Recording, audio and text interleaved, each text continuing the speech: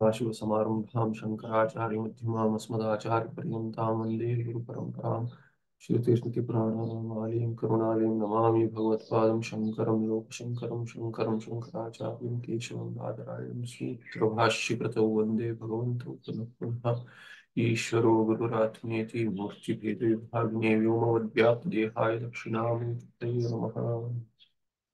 श्री चिद्घन गणेशाय नमो मह्यं सुकन्नित्यं सप्रकाशं व्यापकं नाम रूपे अधिष्ठानं बुद्ध्य बोध्यं बुद्धेर वेदांत वेद्यं प्रत्यक्षं तदेवान्नं की।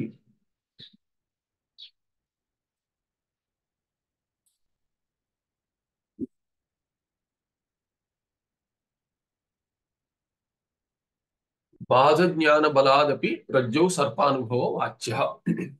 कल समाप्त होते होते हमने ये देखा था कि अख्याति मत में जो कहा है उसका भी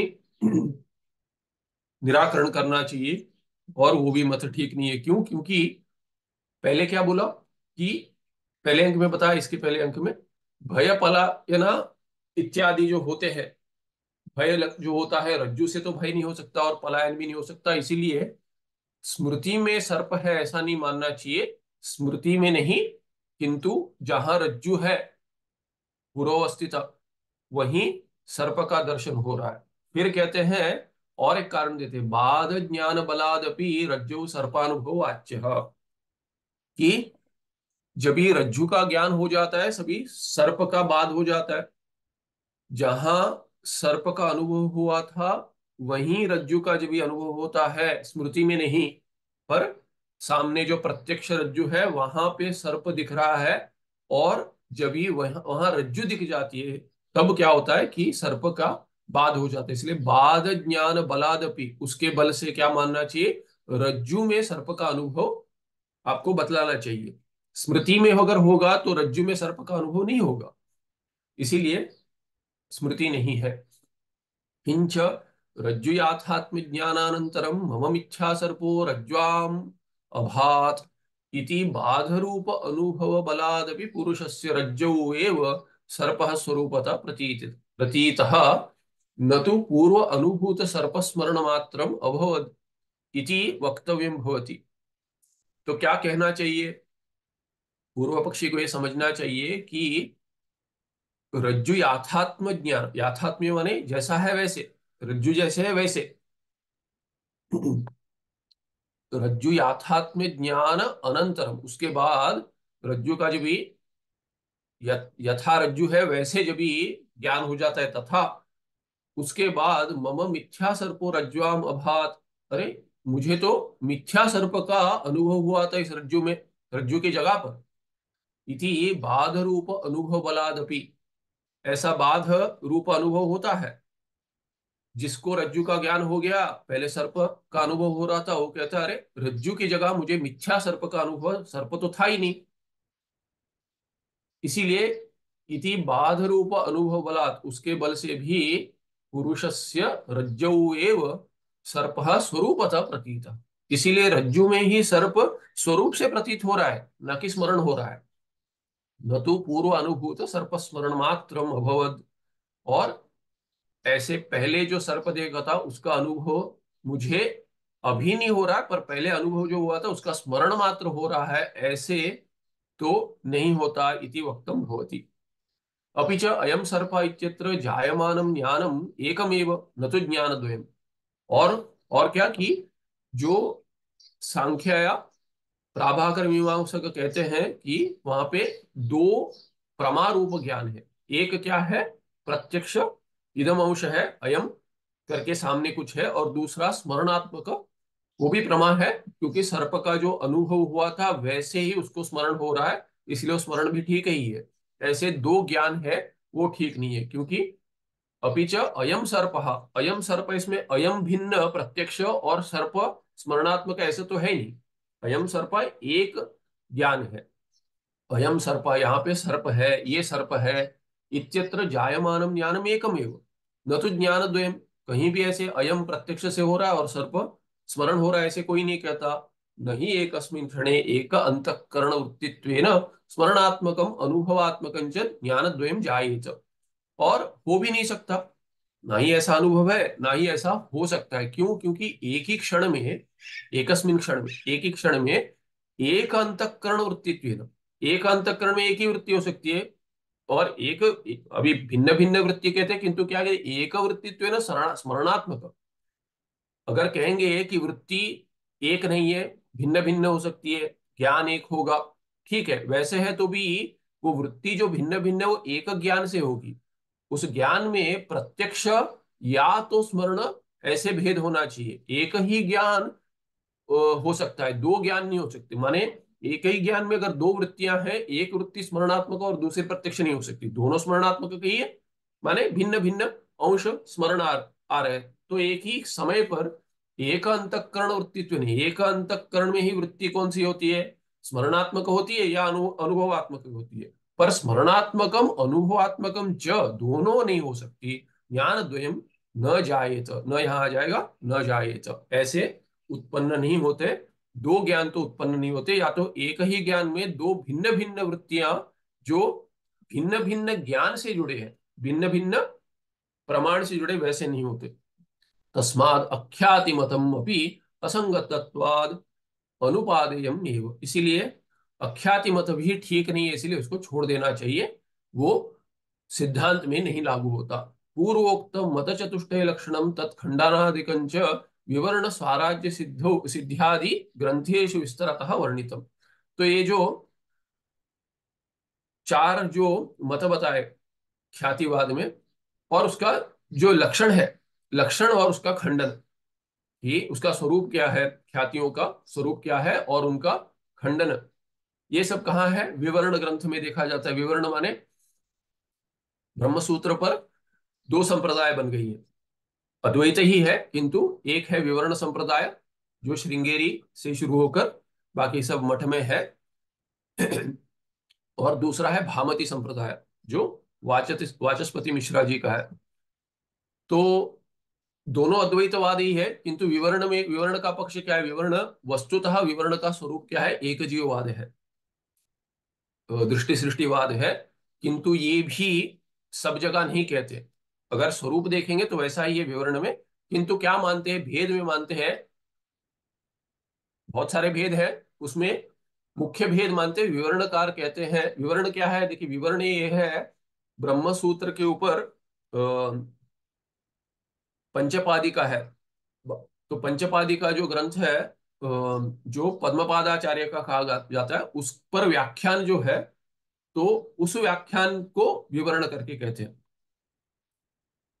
तो प्रकाशात्मयति का तो ये जो विवरण है, उसमें क्या है कि श्रवण मुक्ति का कारण माना गया है। श्रवण, श्रवण मनन निधिध्यासन तीनों चाहिए, किंतु मुक्ति किससे होगी, श्रवण से ही होगी। मनन और निधिध्यासन से जो बाधाएं हैं श्रवण के काम करने में, कार्य उत्पन्न करने में, वो हटा देते, मनन और निधिध्यासन, ये माना गया है। तो विवरणकार भी मानते हैं, भगवान विवरणकार भी मानते हैं कि तीनों की आवश्यकता है, श्रवण मनन निधिध्यासन। पर क्या होता है, उत्तमोत्तम अधिकारी जो है उसको श्रवण से ही फल मिल जाता है, क्योंकि मनन और निधिध्यासन उसमें ही अंतर्गत हो जाता है। तो संशय नहीं होता, विपरीत भावना नहीं होती, इसीलिए उत्तमोत्तम अधिकारी को पूर्व, अगर थोड़ा अगर ऐसा कोई बाधक बचा है अंश, तो वो चला जाता है श्रवण से, और उसी से मुक्ति हो जाती है। तो भामतीकार भी मानते हैं, भगवान भामतीकार भी मानते हैं कि तीनों की आवश्यकता है, पर वो कहते हैं निधिध्यासन से मुक्ति होती है, तीनों चाहिए, निधिध्यासन अंततो गत्वा मुक्ति देता है। तो ये विवरण मत ठीक है, भामती भी ठीक है, गलत कुछ नहीं है। किंतु क्या है कि ये अभी किससे मुक्ति मिलती है, इससे भी मिले, श्रवण मन निध्यासन से मिलती है, तीनों करना है, तो अभी श्रवण से मिले या निधिध्यासन से मिले, वैसे साधक को उससे कुछ भेद, माने कुछ लाभ नहीं है, अत्यंत ऐसा लाभ नहीं, मनन में काम करता है, क्योंकि तर्क जैसे है मनन में कि ठीक से करने में शोध करते हैं लोग कि विवरण ठीक है कि भामति ठीक है, किंतु मुक्ति तो दोनों को मिलनी है। संप्रदाय में वाचस्पति मिश्रा भगवान को भी मुक्त मानते हैं, और विवरणकार प्रकाशात्मीयति को भी मुक्त मानते हैं। वस्तुतः क्या है कि अस्मदाचार पर्यंतम करके परंपरा को क्यों हम नमस्कार करते हैं, क्योंकि हम सब मानते हैं कि मुझे मुक्ति चाहिए तो मुझे जो पढ़ा रहे हैं, जिनसे ज्ञान प्राप्त हुआ संप्रदाय से, भगवान नारायण ले लीजिए या दक्षिणामूर्ति शिव जी ले लीजिए, जहां से भी संप्रदाय शुरू हुई, अंततो गत्वा मुझे जिनसे ज्ञान प्राप्त हो रहा है, उस संप्रदाय में सभी को ज्ञान है, सभी ज्ञानी मानते हैं। नहीं तो मेरी मुक्ति कहां से होगी? अगर मैं कहूंगा कि अरे नहीं, चुनूंगा अगर, अरे ये मुक्त है, ये मुक्त है, ये मुक्त है, इनको मैं मुक्त नहीं मानता हूं, तो मुझे कहां से ज्ञान मिलेगा? मुझे मुक्ति कहां से मिलेगी? बहुत दूरम। तो इसीलिए कहीं श्रद्धा होनी चाहिए ऐसे, और ऐसे ही मानकर चलते हैं। नहीं तो जैसे अभी देखिए, जब ही जीवन मुक्तिकार भगवान विद्यारण्यचार्य लिखते हैं कि याज्ञवल्क्य जो बृहदारण्यक में पढ़ा रहे हैं, आचार्य हैं, वो गृहस्थ थे, एक नहीं दो दो पत्नियां थी, और जनक राजा की सभा में जाकर अहंकार से उन्होंने कहा कि ये 1000 गाय जो आप देना चाहते दक्षिणा, वो पहले ही ले लेता हूं मैं, सोने से अलंकृत जो है, अलंकार किया हुआ वो सब मैं ले जाता हूं, और वाद से पहले ही गाय कह रहे थे शिष्य वर्गों को, ये लेके जाइए गाय। तो उसमें लोभ था करके प्रतीत होता है। अनुमान तो क्या करेंगे, सुवर्ण का लोभ था याज्ञवल्क्य को। तो ऐसे ही विद्यारण्यचार्य कहते कि उनको जो अ, जनक राज की सभा में जो व्यवहार देखा जाता है बृहदारण्य के उसी उपनिषद में जहां वो आचार्य है, उससे क्या समझ आता है कि जीवन मुक्ति के आनंद में लोभ इत्यादि ये वासना जो रहती है, वासनाएं हैं, वो वासनाएं बाध लाती है, बाधक बनकर आती है, बाधाएं आती है ऐसे। तो उसको सिद्ध करने के लिए उदाहरण लेते हैं। पूर्व पक्षी क्या कहता है तभी, अच्छा तो वो तो ज्ञानी नहीं थे। नहीं, ऐसा नहीं है, वो ज्ञानी थे, वासना है इसका अर्थ ये नहीं कि ज्ञानी नहीं थे। और उसके लिए क्या कहते हैं कि श्रद्धा, देखिए वो कहते हैं कि उनके ही बृहद में जो उनका पाठ है उसके अभ्यास से ही हमको अपरोक्ष ज्ञान मिला है। इसीलिए आप ये नहीं कह सकते वो अपरोक्ष ज्ञान नहीं थे, उनको भी अपरोक्ष ज्ञान ही था, किंतु वासनाएं थी, और वासना क्षय के लिए उन्होंने संन्यास लिया, और उससे वो विद्वत संन्यास सिद्ध करते हैं भगवान विद्यारण्यचार्य। तो ये श्रद्धा होनी चाहिए संप्रदाय में, जिससे भी पढ़ते हैं श्रद्धा होनी चाहिए कि ज्ञान संप्रदाय अनुसार मिल रहा है, इसलिए संप्रदाय आचार्य के पास जाए। तो इधर क्या कहते हैं, तो ये विवर्ण जो है ग्रंथ, उसमें इनका खंडन देखा जाता है, और स्वरूप भी लक्षण देखा जाता है इनका मतों का, ख्याति मतों का। विवरण और स्वराज्य सिद्धि, स्वराज्य सिद्धि करके एक ग्रंथ है, श्लोक रूप में है, और जो आचार्य हैं गंगाधरेंद्र सरस्वती, जो जगत गुरु शंकराचार्य हो चुके हैं, स्वर्णवल्ली पीठ के, कर्नाटक में स्वर्णवल्ली पीठ करके है। तो उसके बहुत पहले हमारा भी पीठ है ये। तो ये स्वराज्य सिद्धि उन्होंने रचना की थी उस ग्रंथ की। तो उस पे जो टीका है, व्याख्या है, वो भी उन्होंने लिखी है। तो ये भी एक सुंदर ग्रंथ है, विवरण और स्वराज्य सिद्ध्यादि ग्रंथेषु विस्तार था वर्णित, विस्तार वहां देखा जाता है। तो जिनको रुचि है वहां देखे, पर इतना पर्याप्त है, क्योंकि इसमें भी विस्तार तो आ गया है, टिप्पणी में भी आ गया है। तेषाम मतानाम स्वरूप मात्र जिज्ञासूनाम ज्ञान सौकर्यार्थम तत् संक्षिप्य उक्तमत्र। तो यहाँ पे संक्षेप कर कर स्वरूप मात्र बताया है। बताना वो स्वरूप मात्र जिज्ञासु, जिनको स्वरूप जानने की इच्छा है। उसके बाद क्या कहेंगे, ठीक है बाकी मत लेकर करेंगे क्या, जो हमें आवश्यक है उसको लेकर चलेंगे। वैसे जिज्ञासु के लिए बता तो दिया है, किंतु जो साधक है उसको अगर ये मोटा मोटा समझ में आया कि ये नहीं हो सकता, क्यों नहीं हो सकता, और उसके आगे संशय नहीं है कि अनिर्वचनीय ख्याति मानकर चल सकते हैं, तो वो आगे बढ़े। सिद्धांतिना अनिर्वचनीय ख्याति निरूपणम, तो सिद्धांति का जो अनिर्वचनीय ख्याति है, अनिर्वचनीय ख्याति वो क्या है, उसका निरूपण करते हैं। अनिर्वचनीय ख्याति लक्षण, पहले लक्षण बताते स्वरूप क्या है इसका। अंतःकरण वृत्ति ही चक्षुरादिकरण द्वारा बहिः निर्गत्य विषय समानाकारा भवति। तो जिन्होंने वेदांत की जो, क्योंकि प्रत्यक्ष प्रक्रिया पढ़ी है, वेदांत परिभाषा हो या सामान्य ग्रंथ में भी समझाते हैं, तत्वबोध इत्यादि में, तो किसी विषय का प्रत्यक्ष कैसे होता है, तो चक्षुर इंद्रिय के बारे में बताते। चक्षुर इंद्रिय क्या है, विषय से जब भी संयोग हो जाता है, चक्षुर इंद्रिय बाहर जाती है। इसके लिए क्या प्रमाण है, कठोपनिषद का मंत्र है, कठोपनिषद का मंत्र है। तो परांची खानी व्यतरण स्वयंभू इंद्रिया सब गोलोक के बाहर ही जाते रहती है। कहीं कोई मानते हैं, क्योंकि क्या देखिए विज्ञान में क्या कहते हैं कि प्रकाश इंद्रियों के द्वारा अंदर रेटिना पे ये चित्र बना देता है और उल्टा होता है इत्यादि, विज्ञान में कहते हैं। तो इसीलिए क्या है कि कुछ कुछ जो वेदांत परिभाषा के भी जो अनुवाद करते हैं, उन्होंने क्या किया है कि वो कहते हैं कि चक्षुर इंद्रिय बाहर नहीं जाता, वो अंतःकरण से, हृदय देश से, नाड़ियों द्वारा केवल चक्षुर इंद्रिय तक आता है, ऐसे माने चक्षुर गोलक गोलक तक आता है। किंतु विज्ञान के साथ समन्वय करने की कोई आवश्यकता है नहीं। ये बहुत लोग प्रयास करते हैं, ये ना इधर है ना उधर है। ना विज्ञानी मानते हैं आपका समन्वय, ना नहीं मानते, तो आपने क्या सिद्ध कर लिया? ऐसा ये होना दबाव क्यों है कि अरे विज्ञान के साथ ठीक होना चाहिए हमें, अरे नहीं है तो हम अंधभक्त हो जाएंगे, अंधविश्वासी हो जाएंगे? ऐसा नहीं है। विज्ञान में जो कहा है वो भी प्रक्रिया ही है, समझाने के लिए तो प्रक्रिया, वो तो सिद्ध नहीं कर सकते ना ऐसे हो रहा है इंद्रियों में, ऐसे हो रहा है, वो भी प्रक्रिया ही है।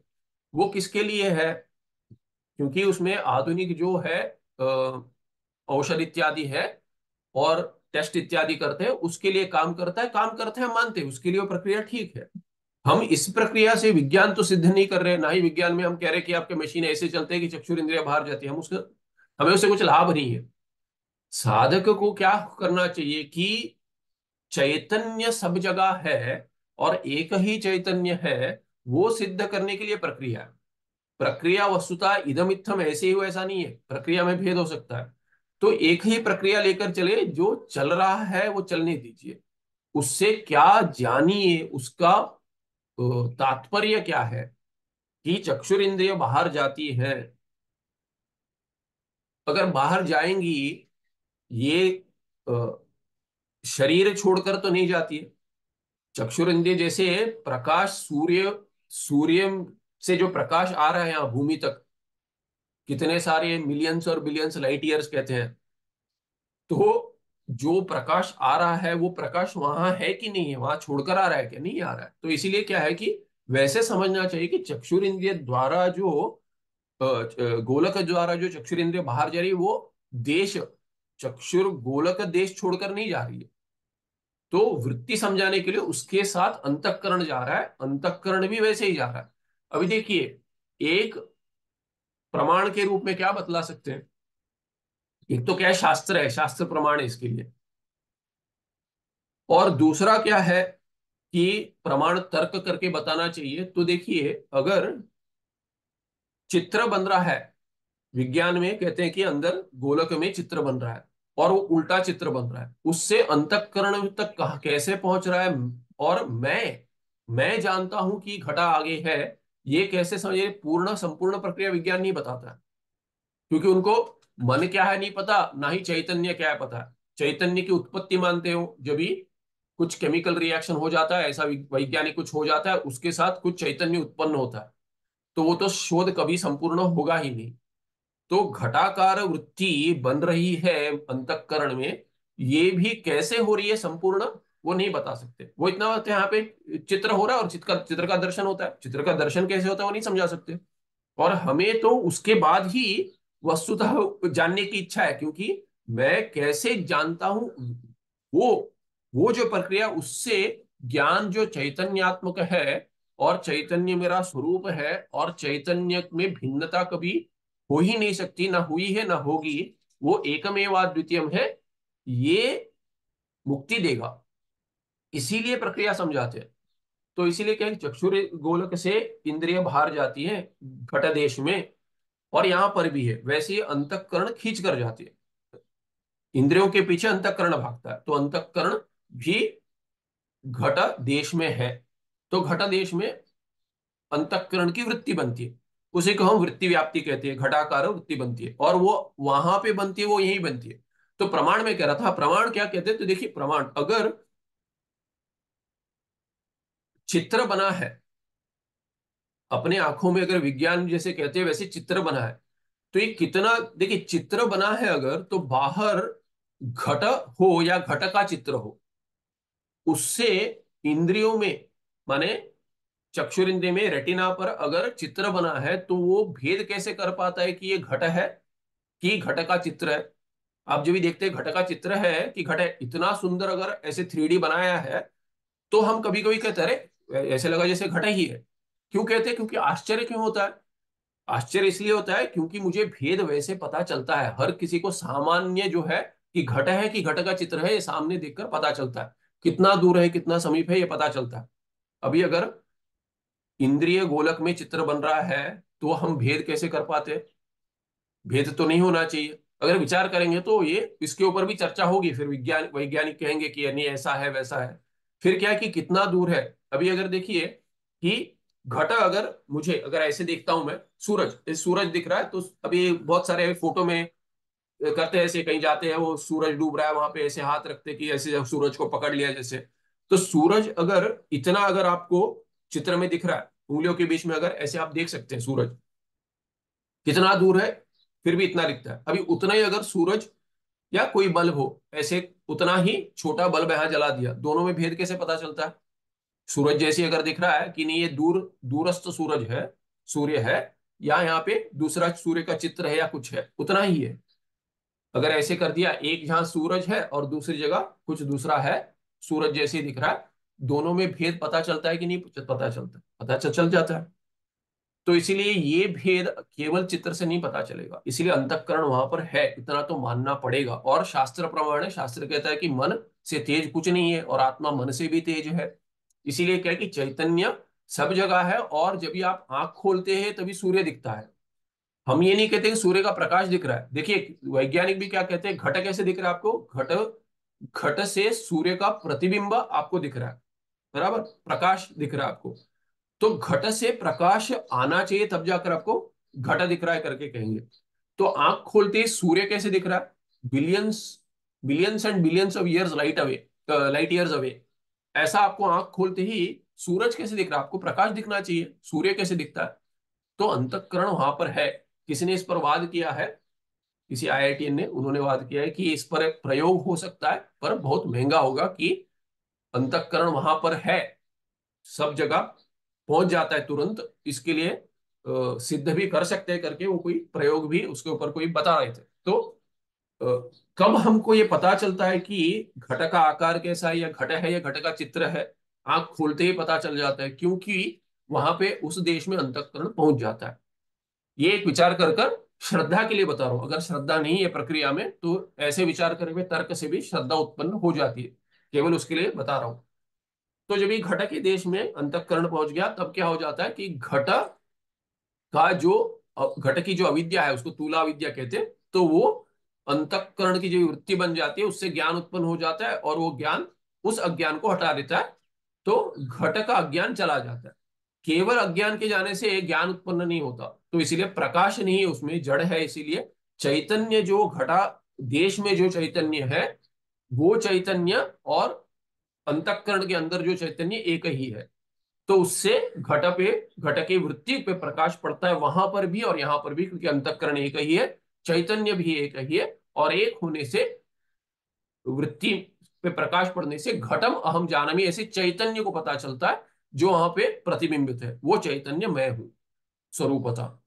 तो ये प्रक्रिया है वृत्ति व्याप्ति और फल व्याप्ति की। तो क्या कहते हैं यहाँ पे, अंतःकरण वृत्ति ही चक्षुरादि कर्ण द्वारा बहिर्निर्गत्य, बाहर जाकर अंतःकरण वृत्ति चक्षुर गोलक के द्वारा क्या होता है, विषय समान आकार भवति, घटाकार इत्यादि विषय आकार समान आकार ले लेती है। तया वृत्तिया विषयावरण भंगे सती विषय उपलब्ध्यते, और उससे आवरण, विषय का आवरण माने अविद्या से उसकी जो आवरण शक्ति है वो हटा देता है, वो वृत्ति हटा देती है। और उसके बाद क्या होता है, आवरण का भंग हो जाने के बाद विषय उपलब्ध्यते, विषय घट इत्यादि प्रतीत होता है। तस्यावृत्ते सौराद्यालोको अपनी साधको होती, और अंधकार अगर होगा तो नहीं दिखेगा घट। केवल अंतःकरण वृत्ति से हो जाता है क्या? नहीं। तो हम कहते हैं सूर्य इत्यादि का प्रकाश तो चाहिए, बिना प्रकाश के तो नहीं दिखेगा। तो वो भी कारण है, सौराद्य सौरादि आलोक, आलोक का प्रकाश जो है सूर्य का, सूर्य का प्रकाश या दूसरा कोई प्रकाश जो है वो भी साधक है, वो भी साधक है, माने साधन है इसके लिए। आलोकम विना पदार्थो न प्रकाशते तस्माद आलोक सहकारी इति क्रमः। सहकारी कारण मानते हैं उसको, आलोक को, प्रकाश को, क्योंकि बिना प्रकाश के पदार्थ का ज्ञान नहीं होगा। रज्ज्वादौ सर्पादि भ्रमोत्पत्ति दशायाम अंतःकरण वृत्ति चक्षुर्द्वारा बहिर्निर्गत्य रज्ज्वा सह संयुज्यते। तो अभी भ्रम देश में क्या होता है, भ्रम स्थल में, वो बता रहे हैं। तो सामान्य तो यही है कि रज्जु अगर बाहर है तो रज्जु पे सूर्य का प्रकाश गिर रहा है, वो सहकारी कारण बनता है। चक्षुर इंद्रिय द्वारा अंतःकरण मेरा बाहर जा रहा है और रज्जु का आवरण भंग कर रहा है, और उसके बाद क्या है कि वृत्ति व्याप्ति, और उसके बाद फल व्याप्ति होकर चैतन्य उसको प्रकाशित करता है, और उसके बाद वृत्ति प्रकाशित होते हुए घटम अहम जानामि पश्यामि ऐसे ज्ञान होता है।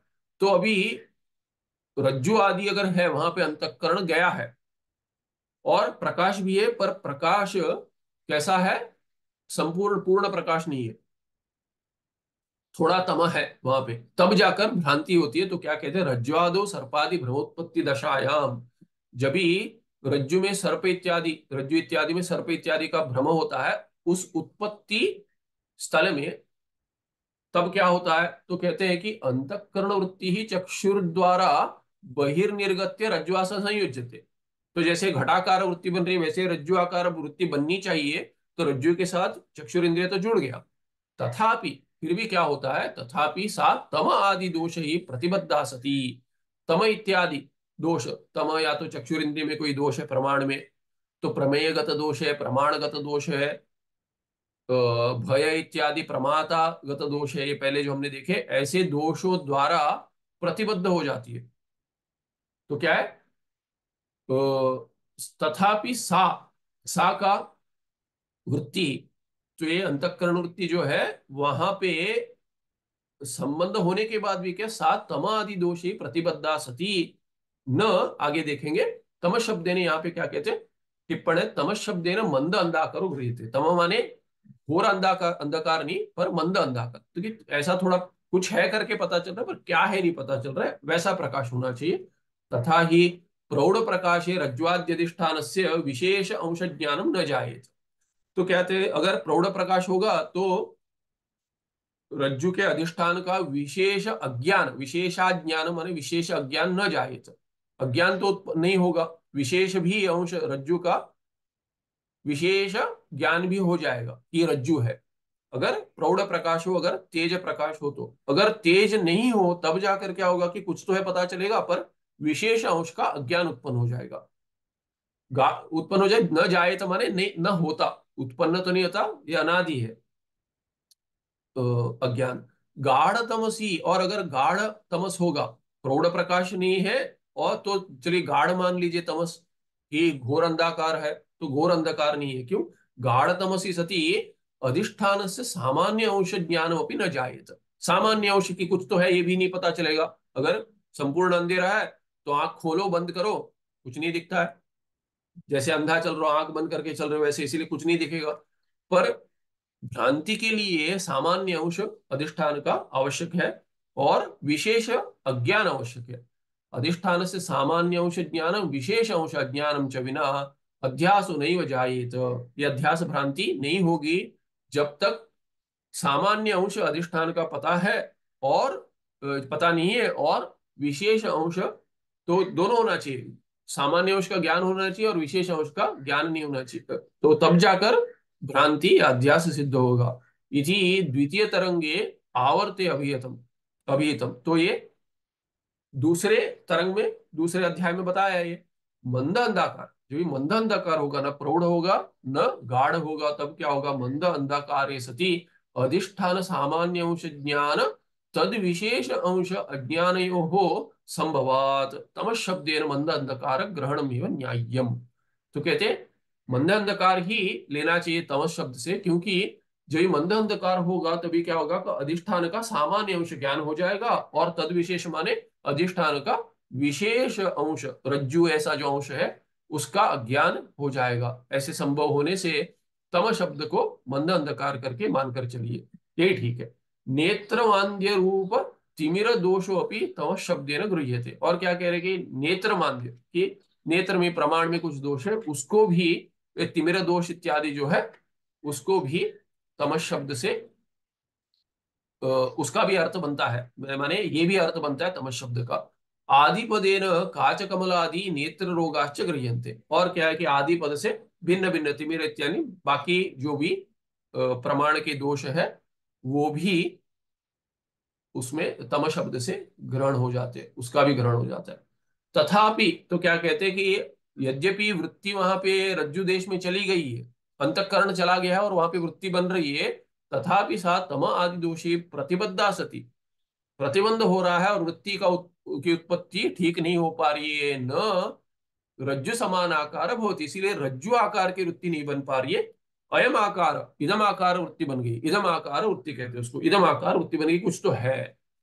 ततः न रज्जो हो आवरण भंगो जायते, इसीलिए रज्जु का जो आवरण, अविद्या की जो शक्ति है आवरण भंग, स्थूल अविद्या नहीं मिटती, उसका नाश नहीं होता, भंग नहीं होता। इत्थम आवरण भंजक वृत्ति संसर्गे सत्यपि यदा दोष ही रज्ज्वाम आवरण भंगो न जायते तदा अधिष्ठान भूत रज्ज्वच्छिन्न चैतन्य निष्ठ अविद्यायाम कश्चन विक्षेपो जायते। तो ये जब ये आवरण भंग नहीं होता, दूसरी अविद्या की जो शक्ति है वो विक्षेप शक्ति है, जब तक आवरण होगा तब तक विक्षेप अवश्य होगा। आवरण भंग होने के बाद भी विक्षेप हो सकता है। जैसे जैसे इसमें मरुभूमि में पानी की दृष्टि होती है, आवरण का तो भंग है, पानी है नहीं, फिर भी पानी की दृष्टि तो हो सकती है, विक्षेप तो फिर भी हो सकता है, किंतु विक्षेप सत्य करके नहीं मानते जब ही आवरण भंग हो गया। तो सत्यता जो बुद्धि है विक्षेप में, वो केवल आवरण के कारण है। तो आवरण भंग हो गया तो सत्यता बुद्धि मिट जाती है, भले ही प्रपंच प्रतीत हो ज्ञान उत्पन्न होने के बाद, फिर भी उसमें सत्यता बुद्धि नहीं होती, मैं संसारी हूं ऐसा बोध नहीं होता, इसीलिए उसको विधेय मुक्ति मिल जाती है इस प्रारब्ध के समाप्त होने के बाद। तो उदाहरण है उसके लिए कि, तो कहते हैं इत्थम आवरण भंजक वृत्ति संसर्गे सत्यपि, जब ये आवरण भंग करने वाली जो वृत्ति है वो वृत्ति तो वहां बन रही है, क्योंकि बननी चाहिए, माने संसर्ग तो हो रहा है वृत्ति का, माने वृत्ति का माने अंतःकरण का संसर्ग हो रहा है। और संसर्ग उसका क्या है, देखिए उसका स्वभाव क्या है, अंतःकरण जब भी जैसे इंद्रिय और अगर विषय का संबंध हो गया तो अंतःकरण वहां पे साथ ही चला जाएगा और उसमें वृत्ति होनी ही होनी है, तो उसका स्वभाव है ये। तो वैसे संसर्ग संबंध होने के बाद भी सत्यपि यथा दोषे ही, दोषों के कारण क्या हो जाता है, रज्ज्वाम आवरण भंगो न जायते, यदि रज्जु का आवरण भंग, रज्जु में जो आवरण है, रज्जु के ऊपर जो आवरण है उसका अगर भंग नहीं होता है तो रज्जु की प्रतीति नहीं होगी।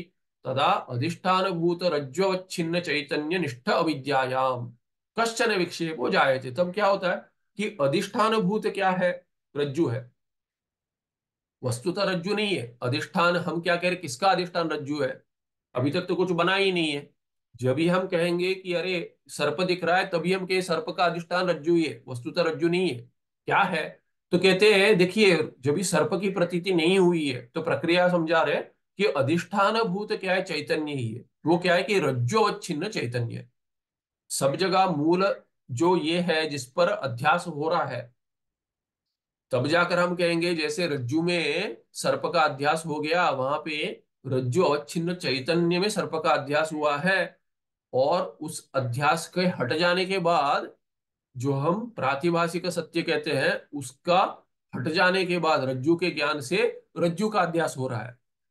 उसी अवच्छिन्न चैतन्य में रज्जु, इदम अवच्छिन्न चैतन्य में रज्जु का अध्यास हो रहा है। कुछ तो है, कुछ तो है, वस्तुतः कुछ नहीं है चैतन्य को छोड़कर, चैतन्य एक ही है और उसकी प्रतीति हो नहीं सकती, क्योंकि जिससे प्रतीति हो रही है वो चक्षुरेंद्रिय भी नहीं है। वो क्या है, चक्षुरेंद्रिय भी क्या है कि चैतन्य अध्यस्त है। और अंतःकरण से वृत्ति बन रही है, वृत्ति भी अध्यस्त है, क्योंकि अंतःकरण अध्यस्त है। किस में अध्यस्त है, चैतन्य में अध्यस्त है। किस चैतन्य में अध्यस्त है, तो किस तो अविच्छिन्न करके, उस देश में है तो देश अवच्छिन्न कहेंगे, अगर इदम से अवच्छिन्न है तो इदम अवच्छिन्न कहेंगे। तो ऐसे ही अंतःकरण अवच्छिन्न चैतन्य, वृत्ति अवच्छिन्न चैतन्य, विषय अवच्छिन्न चैतन्य, ऐसे तीन भेद बनाते, माने प्रमेय गत चैतन्य कहेंगे, प्रमाणगत चैतन्य कहेंगे, या प्रमात्रगत चैतन्य कहेंगे। ऐसे चैतन्य में भेद करते जहां भेद हो नहीं सकता। तो भिन्नता कैसे, अवच्छिन्नता से करते। अवच्छिन्न माने कैसे, किसी से माप तोल कर, जैसे दूध को, दूध ले, जैसे बड़े पतीले में दूध है, बड़े तपेले में दूध है, उससे आप क्या कर, पात्र से दूध लेकर अभी थोड़ा अलग हटा रहे हैं। तो उसको अगर हटा दिया आपने, तो जैसे अभी 10 लीटर है समझिए, तो आपके पास 1 लीटर का पात्र है, तो आप उससे 1 लीटर अगर डुबा के रखा उस आपने, तो 1 लीटर है और 10 लीटर भी है। 10 लीटर बड़े पात्र में, छोटे पात्र में 1 लीटर है, और वो पात्र उसी के अंदर है। तब क्या कहेंगे उसको, हम कहेंगे अभी भिन्नता हुई नहीं है। भिन्नता क्यों नहीं हुई, क्योंकि 10 लीटर दूध वैसे के वैसे है। तो 1 लीटर पात्र में जो दूध है उसको क्या कहेंगे, भिन्न तो कहना पड़ेगा आपको। तो भिन्न भी है, नहीं भी है। जैसे घटाकाश समझाते हैं, वैसे अगर दूध को लेकर देखिए, तो ये दूध क्या, दुग्धम क्या कहेंगे, ये 1 लीटर जो है उससे क्या है कि कहेंगे उसको छोटा पात्र अगर है, तो अल्प पात्र अवच्छिन्न दुग्धम करके कहेंगे। तो अवच्छिन्न हो गया। अगर उसको हटा देंगे हम, कि वो भिन्नता देख रहे हैं, भिन्नता है नहीं, पर उसको दूसरा देखने के लिए अवच्छिन्न करेंगे, अगर उसको हटा देंगे तो तब जाकर अवच्छिन्न कहेंगे, जब भी अवच्छेद्य हो गया वो, अगर वो भिन्न हो गया, अवच्छिन्न हो गया, तो प्रत्यय के साथ उसको भूतकाल से जोड़कर कह देंगे कि अवच्छिन्न हो गया, हटा दिया उसको, भिन्नता हो गई। वस्तुतः भिन्न है नहीं, पात्र में जब ये है तो भिन्नता है नहीं। वैसे ही कि जैसे आकाश, आकाश की तो वैसे हटा भी नहीं सकते उसको, दूध का बताया क्योंकि हटा सकते हैं उसको वैसे।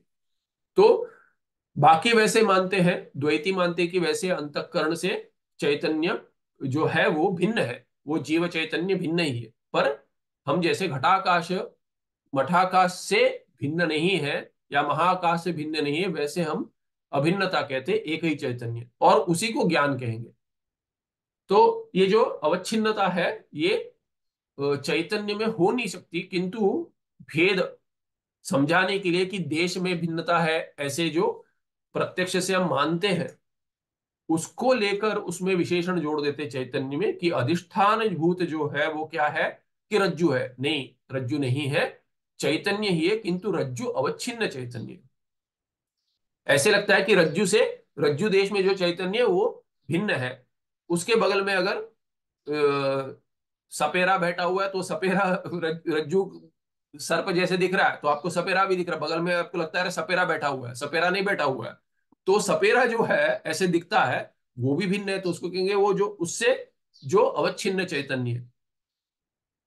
तो वैसे चैतन्य में वाद के लिए या चर्चा के लिए भेद करते, भिन्नता दिखाते। रज्जोवच्छिन्न चैतन्य क्या है, तदा अधिष्ठान भूत रज्जोवच्छिन्न चैतन्य निष्ठ। चैतन्य में क्या है, चैतन्य में ही, क्योंकि चैतन्य एक ही है, दूसरा कुछ है नहीं है, रज्जु भी नहीं है, तो रज्जु अवच्छिन्न जो चैतन्य कह रहे हैं, रज्जु देश में जो चैतन्य है, वहां पे क्या है, चैतन्य। जब भी आप रज्जु नहीं मान रहे, चैतन्य एक ही है, तो अविद्या भिन्न होगी क्या, अविद्या कहाँ होगी, अविद्या कहाँ, रज्जु में नहीं होगी, अविद्या भी चैतन्य में ही होगी। इसलिए चैतन्य में जो अविद्या है उसको क्या कहें, चैतन्य निष्ठ अविद्या।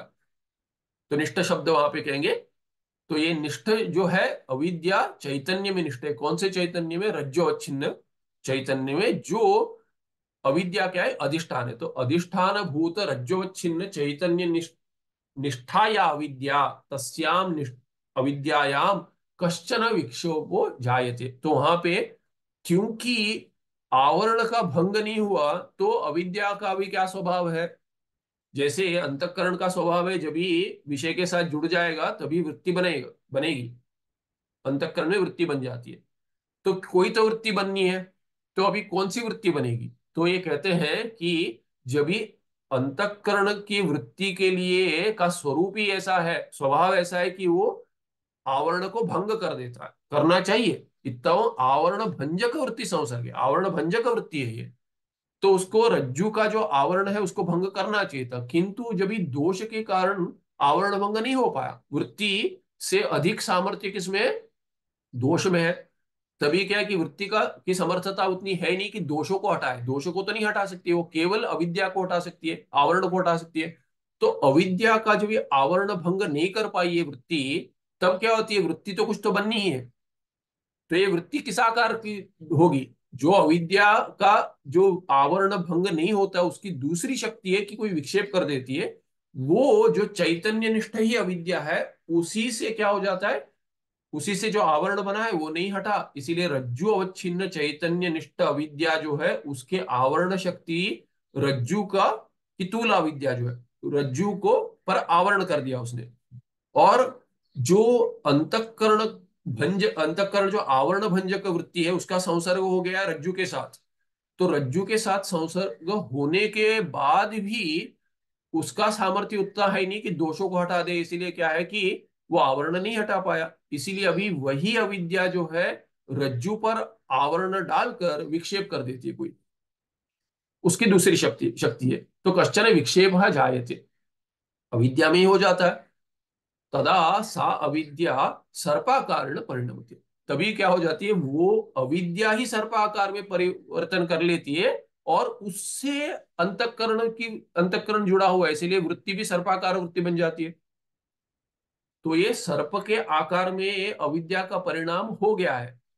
सर्प के आकार में किस अविद्या का अगर परिणाम हो गया, देखिए, ये अविद्या, इस अविद्या, ये अविद्या है चैतन्य निष्ठ, रज्जोवच्छिन्न चैतन्य निष्ठ। पर किसके अंतःकरण का संसर्ग हो गया है, जो देख रहा है उसका। तो इसीलिए उसी की केवल वृत्ति सर्प आकार में बदल जाती है। हर किसी की वृत्ति बदल जाए ऐसा नहीं है, क्योंकि उसका उस जिसके अंतःकरण वृत्ति में अ, दोषों का बाध नहीं आ रहा है, उसको तो रज्जु का दर्शन हो जाएगा। किंतु जिसमें प्रमाथगत दोष है या प्रमाणगत दोष है, प्रमेयगत दोष के कारण ये तीनों में से एक या अधिक हो, तभी अंतःकरण की वृत्ति दोषों को नहीं हटा पाएगी और आवरण नहीं हटा पाएगी। उसी को केवल अंतःकरण में सर्प का आकार में या किसी दूसरे आकार में जो अविद्या का विक्षेप हो रहा है, वैसे आकार में उसको प्रतीति होगी, भ्रम हो जाएगा। सच अविद्या कार्यभूत सर्प यदि सच अविद्या कार्यभूत सर्प यदि सन स्यात् न स रज्जु साक्षात्कार निवर्तेत निवृत्तिश्च अनुभूयते। तो क्या कहते हैं, और ये अविद्या कार्यभूत जो सर्प है, अविद्या का कार्य है, विक्षेप है इसका कार्य है। तो वैसा सर्प अगर सत होता, ये सत्य है क्या, पूर्व पक्षी पूछता है। नहीं, यदि सन स्यात्, अगर सत्य होता तो क्या होता, न स रज्जु साक्षात्कार निवर्तेत, रज्जु का जब साक्षात कार हो जाएगा, तो अगर सर्प सत्य है तो सर्प तो नहीं जाएगा। तो सर्प को आप अगर वस्तु तो सर्प घर में आ गया है, कहते हैं अरे रज्जु है, रज्जु को देखो आप, रज्जु का ज्ञान, उससे सर्प का नाश तो नहीं होगा। ना ही दूसरे किसी रज्जु के दर्शन से सर्प का नाश होगा। इसीलिए रज्जु साक्षात्कार से निवारण नहीं होता उसका, पर निवृत्ति हो जाती है। निवृत्तिश्च अनुभूयते। जब भी रज्जु को आपने सर्प करके मान लिया है और कोई दिखला देता है प्रौढ़ प्रकाश से कि देखो रज्जु है, सर्प नहीं है, व्यर्थ डर रहे हो, तब जाकर क्या है कि निवृत्ति का अनुभव होता है, सर्प की निवृत्ति का। तस्मान न एव संस सर्प, इसीलिए सर्प सत्य तो नहीं है। अत्यंत असत चेत स्यात् सह सर्प, अगर अत्यंत असत होता तो वंद्यापुत्र जैसे दर्शन ही नहीं होता उसका। वंद्यापुत्र आदिवत न उपलभ्येत, और उसका दर्शन नहीं होता, तब अनुभव नहीं होता। उपलभ्यते तू, उसका दर्शन होता है, अनुभव होता है। तस्मान न अपि असन सर्प, इसीलिए असत भी नहीं है, सर्प सत्य नहीं है, असत भी नहीं है, सत नहीं है, असत नहीं है। इसीलिए सद भिन्न असत भिन्न सरसद भिन्न अनिर्वचनीय कहेंगे उसको। किंतु सरसद विलक्षण अनिर्वचनीय, इसीलिए सत से भिन्न, असत से भिन्न, सत और असत दोनों से भिन्न, एक साथ दोनों भी नहीं है, क्योंकि विरोधत्वात्। अनिर्वचनीय, उसको अनिर्वचनीय कहते हैं या मिथ्या कहते हैं या व्यावहारिक कहते हैं सिद्धांत में। एवमेव शुक्त्याद्यधिकरणेषु अपि आरोपित रजतादयः तात्कालिकतया अनिर्वचनीयतया उत्पन्न संता प्रतिभान्ति। इसीलिए क्या है कि बाकी सब भ्रांति देश में, जहां शुक्तिका में रजत की उत्पत्ति मानते हैं, जहां दर्शन होता है वहां पे उसकी भी तात्कालिक उत्पत्ति मानते हैं, वहां पे अनिर्वचनीय उत्पत्ति मानते हैं। जहां भ्रांति हो रही है, जिस विषय की भ्रांति हो रही है, वहां पे विषय की भी उत्पत्ति मानते, केवल ज्ञान नहीं है, ज्ञान भी है और विषय भी उत्पन्न मानते। पर क्या है कि अनिर्वचनीयतया, अनिर्वचनीय उत्पत्ति है, सत्य नहीं है, असत नहीं है। तो क्या है कि जो असत होते हुए प्रतीति करता है या प्रतीति जिसकी होती है असत होते हुए, उसको अनिर्वचनीय कहते हैं। अस्य अनिर्वचनीयस्य सर्पादेः ख्याति प्रसिद्धि प्रतीति स्फुरणम अभिवंदनं च अनिर्वचनीय ख्याति उच्यते। इसीलिए क्या कहते हैं इसको अनिर्वचनीय ख्याति, माने क्या है कि अनिर्वचनीय जो है ये क्या कहते हैं, सर्पादे अनिर्वचनीय ख्याति, षष्ठी ये षष्ठी तत्पुरुष, अनिर्वचनीय ख्याति अनिर्वचनीय ख्याति। और अनिर्वचनीय माने क्या है, सर्पादि उदाहरण में सर्पादे है ख्याति, ख्याति माने प्रसिद्धि या प्रतीति, अनुभव जो हो रहा है, माने क्या स्फुरणम और अभिवंदनम, नाम रूप जो है वो दोनों क्या है अनिर्वचनीय ख्याति कहेंगे उसको। दोनों दोनों अंश है उसमें, और वो क्या है कि अनिर्वचनीय ख्याति कहते हैं। इसमें एक टिप्पणी है, वो अगर छोटा हो तो देख लेते हैं। पहला वाला ये होता है, हाँ, ननु सदविलक्षणम असत। तो पूर्व पक्षी कह रहा है, अभी सदासद विलक्षण पे चर्चा कर रहे हैं। देखिए सत्य से भिन्न क्या है, सद विलक्षण माने क्या, असत, असत विलक्षण माने सत्य। तो ये क्या है कि सत से विलक्षण असत विलक्षण, इस पे आक्षेप कर रहा है पूर्व पक्षी। अतः सद्विलक्षण से अनिर्वचनीय से असद विलक्षणत्वोक्ति ही विरुध्यते। तो कहते हैं सद्विलक्षण जो कहा वही असत है, तो सद्विलक्षण जो है वो असद विलक्षण है कहना ये ठीक नहीं है, ये विरोध है। सद्विलक्षण माने असत कहिए, असत विलक्षण कैसे कह सकते हैं आप। तो असत विलक्षण सद हो जाएगा, सद विलक्षण असत हो जाएगा। अभी आप कह रहे हैं सद विलक्षण और असत विलक्षण, ये तो विरोध है। और उल्टा भी कहते हैं तथा असतः विलक्षणम सदैव, असत से विलक्षण तो सत हो जाएगा। अतः असतः विलक्षण से अनिर्वचनीय से सद विलक्षणत्वोक्ति ही अपि असंगता है। इसीलिए जो असत से भिन्न है वो तो सत होना चाहिए, और असत से भिन्न आप अनिर्वचनीय कहते उसको कहते सद विलक्षण है, वो भी ठीक नहीं है। तस्मात् सद असद विलक्षण तृतीय पदार्थ से एव अभावात अनिर्वचनीय पदार्थ शाब्द बोधेव न उदेश्यति इति चेत, सिद्धांति कहेगा न। पूर्व पक्षी क्या कह रहा है, इसीलिए सद्विलक्षण तो असत होता है, असत विलक्षण असत होता है। आप कह रहे हैं सत विलक्षण अनिर्वचनीय किंतु वो असत नहीं है, और असत विलक्षण अनिर्वचनीय वो सत नहीं है। तो तीसरे पदार्थ का आप कोई चिंतन कर रहे हैं, वैसे उसका शाब्द बोध ही उत्पन्न नहीं होगा। क्योंकि जब भी आपने सद्विलक्षण कह दिया तो मन में असत आ गया, आपने कह दिया असत विलक्षण तो मन में सत आ गया। आप तीसरा पदार्थ जो कह रहे हो वैसा कि निर्वचनीय करके सत से विलक्षण और असत से विलक्षण है, वो तो हो ही नहीं सकता। इसीलिए इसीलिए क्या है, वैसा पदार्थ है ही नहीं। इसीलिए क्या है कि अनिर्वचनीय पद जो है उससे कोई शाब्द बोध नहीं होगा, उससे कोई समझ नहीं आएगा, किसी को भी समझ नहीं आएगा। सिद्धांति कह रहा है कि हमें समझ में आ गया, संप्रदाय में समझ में आया, सभी हम इसका शाब्द बोध लेकर ही चल रहे हैं। आपको नहीं हो रहा है वो कहिए, किसी को नहीं हो सकता नहीं कहिए। तो ऐसे अगर कहेंगे तो कहते हैं न, नहीं ये नहीं, ऐसा नहीं है। त्रिकाल अबाध्यत्व से सत्वात, क्योंकि आपको सत और असत के लक्षण ही नहीं ठीक से पता, तब जाकर ऐसा आप कह सकते हैं। आप कहिए कि त्रिकाल अबाध्यत्व अगर सत्व का लक्षण है, त्रिकाल अबाध्यत्व सत्वम, अगर ऐसे लक्षण बनाएंगे तो सत्य आप जो समझ रहे हैं वो ऐसा नहीं कि जो दिख रहा है वो सत्य है। स्वप्न में जो दिख रहा है उसका बाद होता है कि नहीं, तो वो सत्य नहीं है। मानते हैं कि आप सत्य है? अगर मानते हैं तो फिर उसमें फिर भगवान कारिकाकार बताएंगे वैथत्य प्रकरण में कि ये क्यों सत्य नहीं है। उचित देश काल उचित देश काल से अभावात इत्यादि हेतु बनाएंगे उसमें, कि स्वप्न सत्य क्यों नहीं है, उचित देश नहीं है, उचित काल नहीं है, इसीलिए ऐसे कारण देते भिन्न भिन्न हेतु से सिद्ध करते कि स्वप्न मिथ्या है, सत्य नहीं है। तो वैसे ये त्रिकाल अबाध्यत्व सेव सत्वा, सत माने क्या कि जो तीनों काल में जिसका बाद ना हो।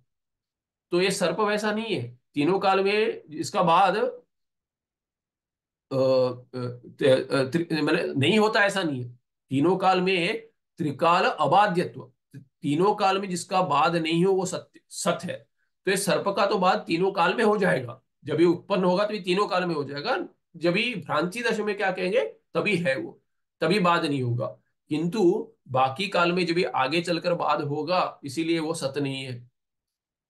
और तद्विलक्षणम इत्यस्य कालत्रयेपि बाध्यम इत्यर्थः सिद्ध्यति, और तद्विलक्षण कहेंगे अगर कहेंगे तो तीनों काल में उसका बाद हो जाएगा। कालत्रयेपि तो सर्प का बाद वस्तुतः तीनों काल में हो जाता है। इसीलिए सर्प क्या है, इससे अनिर्वचनीय जो कह रहे सर्प वो सद भिन्न क्यों है, क्योंकि सद है त्रिकाल अबाध्य और सर्प है त्रिकाल बाध्य। ऐसे सिद्ध करेंगे हम कहते हैं। निस्वरूप वंद्यपुत्र वंध्या पुत्रादि असद इत्युच्यते। और असद जो आप मानकर चल रहे हैं वो सद्भिन्न कहते हैं, सद्भिन्न होने दीजिए, पर सद्भिन्न ये भी है। पर सद्भिन्न माने क्या है कि त्रिकाल जिसका, तीनों काल में जिसका बाद होता नहीं वो सत है।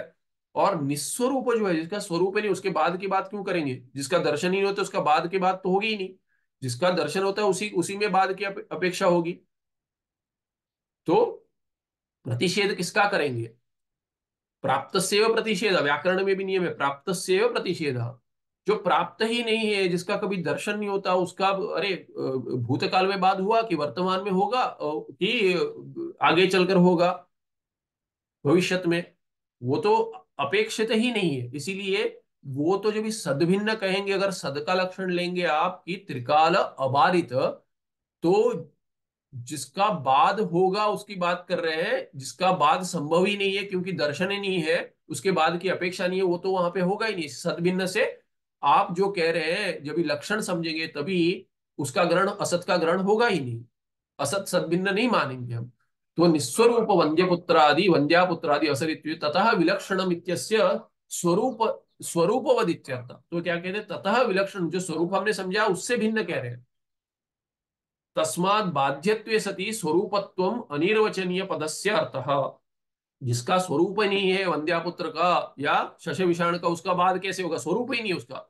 स्वरूप होना चाहिए तब जाकर बाद कहेंगे। इसीलिए क्या कहते हैं? तस्मात् लक्षण बना रहे अभी।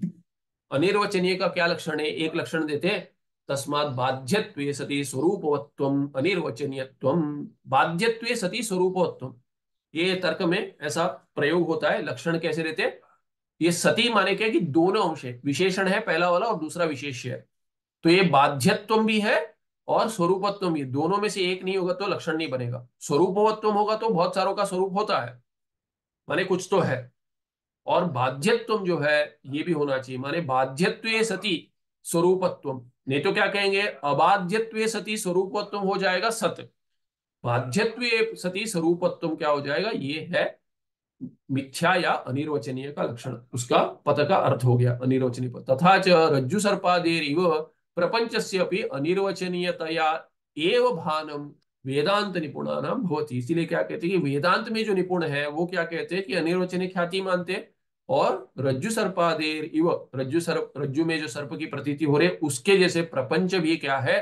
अनिर्वचनीय तया ही उसका भान होता है प्रपंच का भी।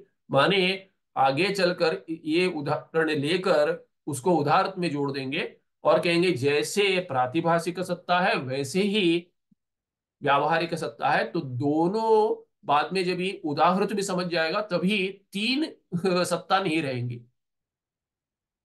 सत एक ही सत्ता है और बाकी जो है वो सब मिथ्या ही है। इसीलिए क्या है कि मिथ्या सत्या जो है, मिथ्या सत्ता जो है उसी को प्रातिभाषिक कहेंगे, व्यावहारिक कहेंगे तो भी एक ही अर्थ है।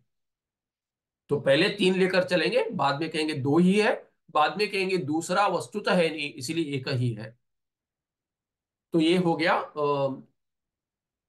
अनिर्वचनीय ख्याति का विस्तार।